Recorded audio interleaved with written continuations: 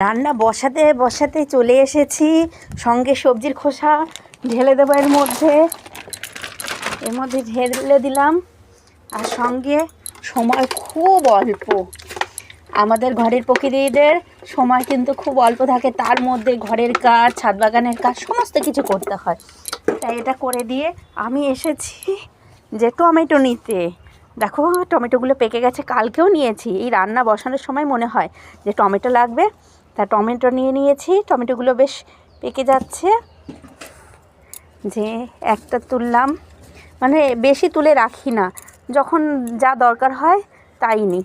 মোটামুটি 2টো টমেটোতে আমার হয়ে যাবে, কিন্তু দেখি আর এই এধারে ওধারে আর আছে কি না। দেখো টমেটোগুলো কত সুন্দর, এগুলো কাঁচা। দৌড়ে এসেছি তো, কথা বলতে একটু কষ্ট হচ্ছে।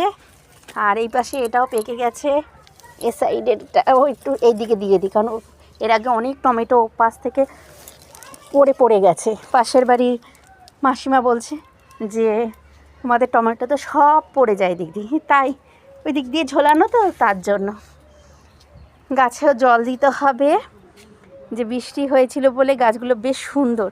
তা আমরা যতই খাবার দিই না কেন, বৃষ্টির জলের মতন খাবার আর অন্য কিছু হয়ই না। উচ্ছে গাছটা দেখছি পড়ে গেছে, উচ্ছে গাছটা একটু এই সাইডে একটু রেখে দিলাম, পরে একটু বেঁধে দেবো। এখন রান্না বসিয়ে এসেছি তো, তাড়াতাড়ি করে টমেটোর জন্য এসেছি।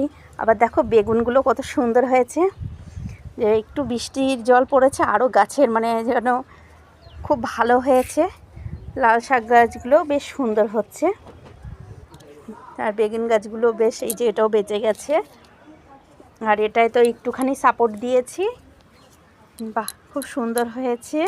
আর এই পাশে দেখো এগুলো হচ্ছে গিয়ে গাজর গাছগুলো হচ্ছে।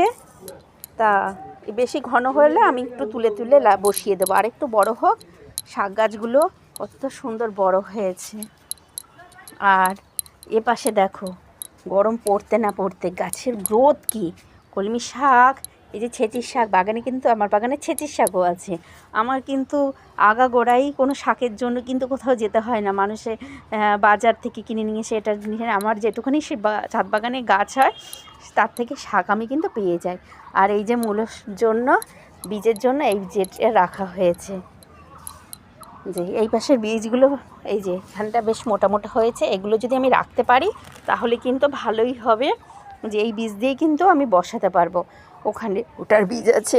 আর বেথুয়া শাকটার খবর, এই যে বেথুয়া শাকের বীজ, এটা কিন্তু রেখে দিতে হবে, হয়ে গেলে আবার পরে শীতের আগ দিয়ে পুজোর পরপর দিয়ে বসিয়ে দিলে